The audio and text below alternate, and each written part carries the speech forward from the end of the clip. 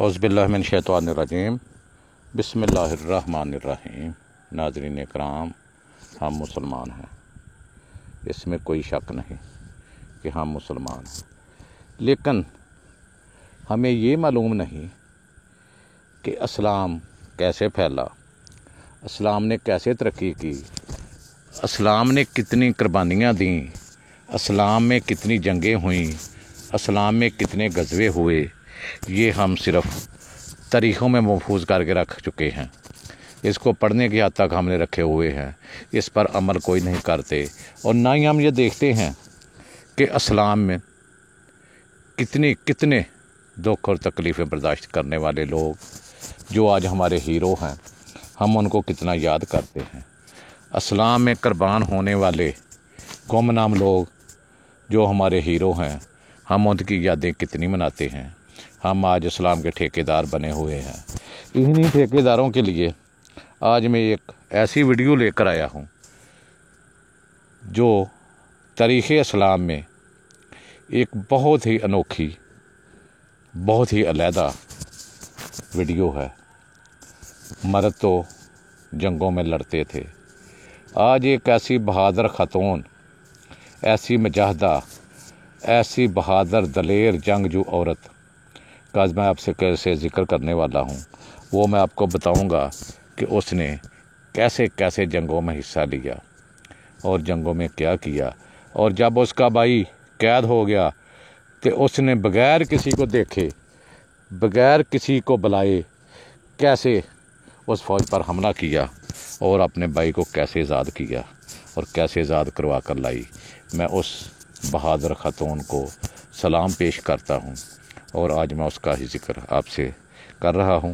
اس سے پہلے جنہوں نے ابھی تک میرے اس چینل کو سبسکرائب نہیں کیا، اس سے گزارش ہے اس کو فوری سبسکرائب کر لیں تاکہ ہر آنے والی ویڈیو آپ تک پہنچتی جائے۔ تو آئیے ہم چلتے ہیں اپنے اس ٹاپک کی طرف جس سے یہ جو اسلام کے ٹھیکیدار بنے ہوئے ہیں، یہ جو اسلام کے دائی بنے ہوئے ہیں، سب کچھ اسلام کو اپنے گھر کا بنایا ہوا جن لوگوں نے، یہ ان کی آنکھیں کھولنے کے لیے، ان کے ضمیر کو جھنجھوڑنے کے لیے یہ ویڈیو میں آپ کے لیے لے کر آیا ہوں۔ تو اس بہادر خاتون، اس بہادر عورت، اس بہادر جنگجو عورت کا نام خولہ بنت آزور تھا۔ ایسی عورتوں کو لاکھوں کروڑوں اربوں سلام۔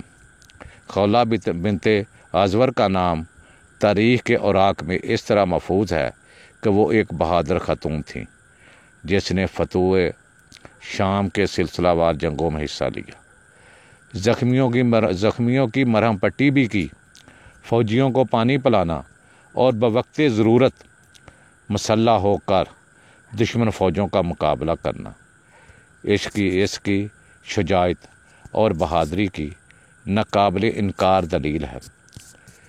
یہ عورت کون تھی؟ خولہ بنت آزور کون تھی؟ یہ بنت آزور کی بیٹی تھی جن کا تعلق بنو سعد سے تھا، جنگی صفات کی حامل تھیں اور شاعری کے فن میں بھی کمال حاصل تھا۔ ملک شام کی فتوحات کی مسلسل جنگوں میں سے ایک کا ذکر کچھ اس طرح ہے کہ مسلم فوج اپنے سپہ سالار اعلیٰ خالد بن ولید کے حکم کے انتظار میں صف بستہ کھڑی تھی۔ روم کی فوج کی صفوں کا طول و عرض، لمبائی اور چڑھائی کسی ٹھاٹھے مارتا ہوا بپھرے ہوئے سمندر کا نظارہ پیش کر رہی تھی۔ زمین و آسمان کی ہر شے پر گویا سکوت طاری تھا کہ نہ جانے مٹھی بھر مسلمانوں کا انجام آخر کیا ہوگا، کہ یکا یک کسی سمر سے ایک نقاب پوش عمدہ گھوڑے پر سوار تیز و تند طوفان کی طرح نمودار ہوا اور رومی فوج کی پہلی صف میں قیامت برپا کر دی۔ دیکھتے ہی دیکھتے رومی فوجیوں کی گردنیں ان کے تن سے جدا ہو کر گرنے لگیں۔ خالد بن ولید نے سوچا یہ ضرور زرار ابن آزور ہیں، لیکن پھر سوچا وہ تو اصول و ضوابط کے پابند ہیں، ان سے اس غیر اصولی فعل کی توقع نہیں کی جا سکتی۔ ادھر زرار ابن ازور کا خیال تھا کہ یہ سیف اللہ خالد بن ولید کے علاوہ کون ہو سکتا ہے؟ جتنا ذہن تھا اتنی ہی سوچ۔ ادھر لوگ سوچ رہے تھے کہ ادھر اس شاہ سوار نے اپنے گھوڑے کو واپس موڑ کر دوسرا حملہ کیا۔ لوگوں نے ایسی شجاعت دیکھی تو جوش و خروش میں اللہ اکبر کے نعروں سے فلک شگاف گونج اٹھا۔ سبحان اللہ، سبحان اللہ، ایسے نعرے لگائے کہ زمین و آسمان کا سکوت ہی ٹوٹ گیا، بلکہ اس کی گردش مزید تیز ہو گئی، اور جب تیسرا حملہ کرنے کے لیے وہ شاہ سوار پلٹا تو مسلمانوں کے جوش و غضب کو روکنا مشکل ہو گیا۔ فوراً خالد بن ابن ولید نے عام حملے کا حکم دے دیا۔ رومی جن کو شاید سانپ سونگھ گیا تھا، اس حملے کی تاب نہ لاگار جلد ہی میدان چھوڑ گئے۔ خالد ابن ولید نے جنگ کے بعد اس شاہ سوار کو بلایا، تب یہ راز کھلا کہ وہ بہادر شاہ سوار زرار بن ازور کی بہن خولہ بن ازور ہیں۔ اس کے بعد بھی کئی موقع پر اس مجاہدہ نے کارہائے نمایاں انجام دیے، جن میں سے ایک جنگ جرموک بھی ہے۔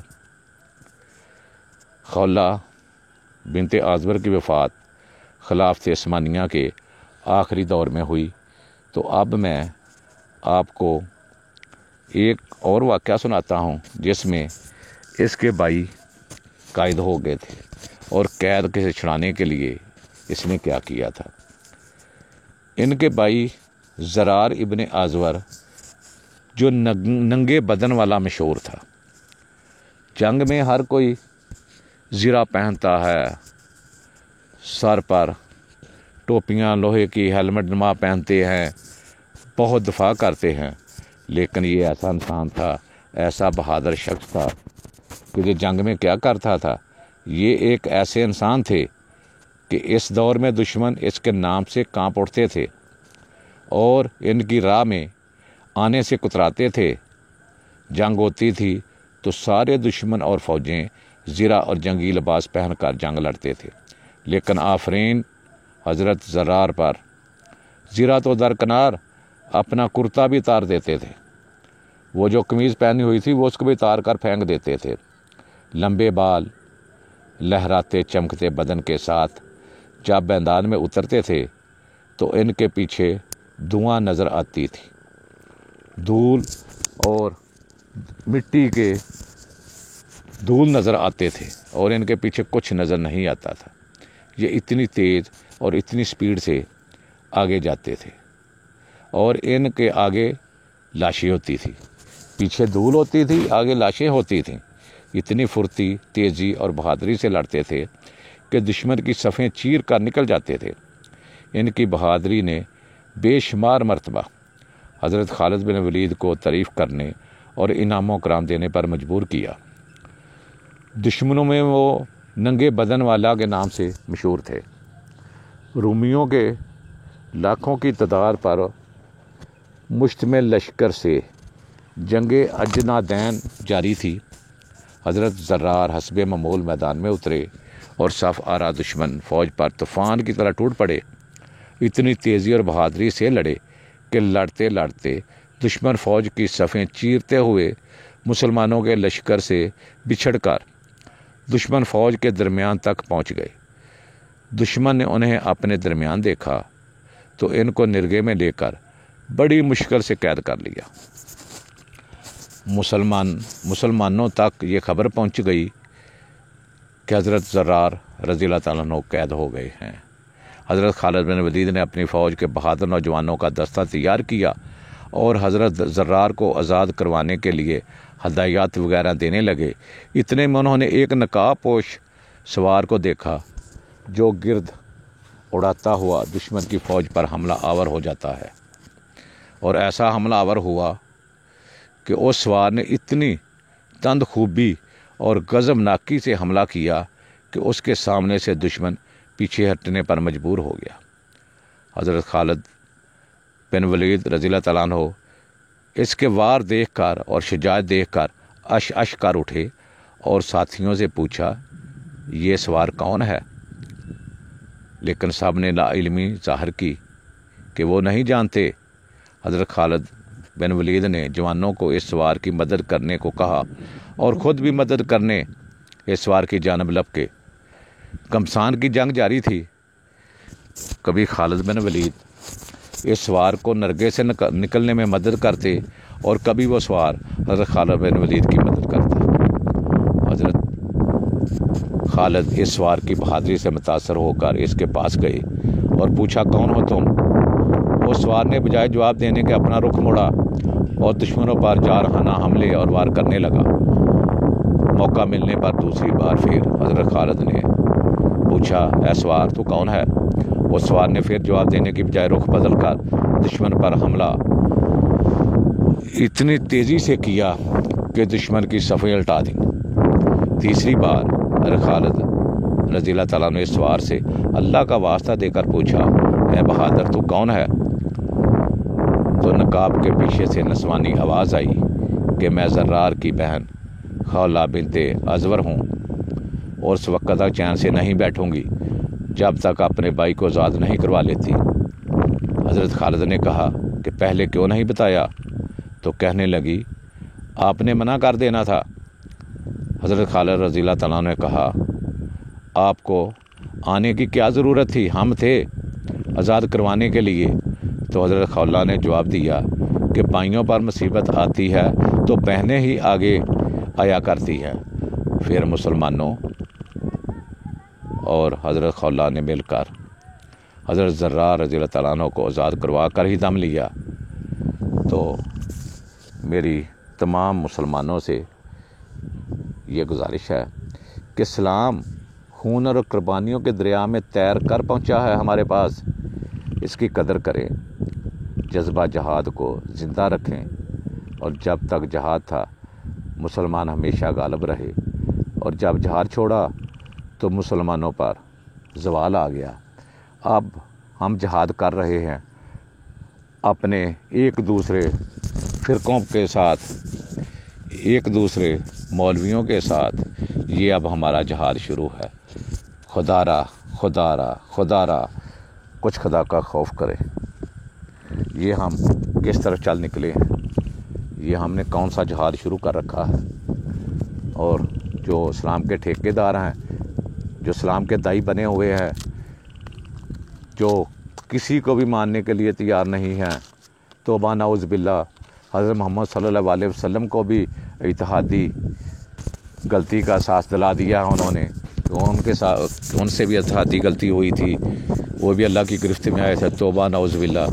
ایسے ایسے علماء ہمارے پاس موجود آ گئے ہیں۔ تو میں تمام علماء کرام سے پوچھنا چاہتا ہوں، کون ہے ایسا جس نے آج تک کسی جہاد میں حصہ لیا ہو، جس کی بہن، بیٹی، بیوی کسی نے خولہ بنت ازور کی طرح کسی جنگ میں لڑنے کے بجائے کسی زخمی کی مرہم پٹی کی ہو، کسی کو پانی پلایا ہو؟ کوئی ہے؟ نہیں ہے، نہ ہوگا، کیونکہ ہم میں اتنا جذبہ نہیں ہے۔ ہم صرف پڑھنے کے قابل ہیں، لکھنے کے قابل ہیں، ہم ایک دوسرے پر ترہ بازی کرنے کے قابل ہیں، ہم عمل کرنے کے قابل نہیں۔ ہم سے عمل جا چکا ہے، ہم عمل کے قابل نہیں رہے، ہمیں عمل نہیں ہے، ہم میں صرف اور صرف اپنی بڑائی بیان کرنے کا طریقہ اور ذریعہ اور آرزو ہے۔ تو خدا را ایسا مت کریں، ایسا مت سوچیں۔ جو عالم دینوں کے بارے میں غلط سوچتا ہے، میں اس کے بھی خلاف ہوں، لیکن اس عالم دین کے جو عالم دین ہے، جو دین کی بات بتاتا ہے، جو فرقہ واریت کی بات بتاتا ہے، وہ عالم دین نہیں ہے۔ جو انتشار پھیلاتا ہے وہ عالم دین نہیں ہے۔ جو اپنی جیب بھرنے کے لیے اسلام کو مختلف طریقوں سے بیان کرتا ہے، وہ عالم دین نہیں ہے۔ عالم دین وہ ہے جس کی زبان سے، جس کے شر سے، جس کے ہاتھ سے لوگ محفوظ رہیں اور فائدہ اٹھائیں، جس کی زبان میں اتنی تاثیر ہو کہ وہ جو بولے وہ ہو جائے۔